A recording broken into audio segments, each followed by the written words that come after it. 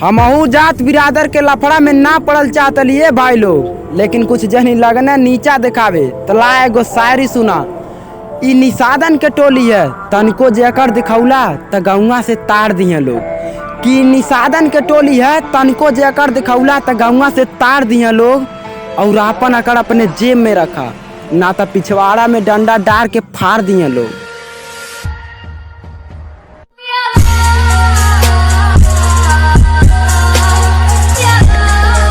अरे अरे कि इंसाफ ना मिलल तो सरकार के गाड़ी फुकाइल चौकी फुकाइल।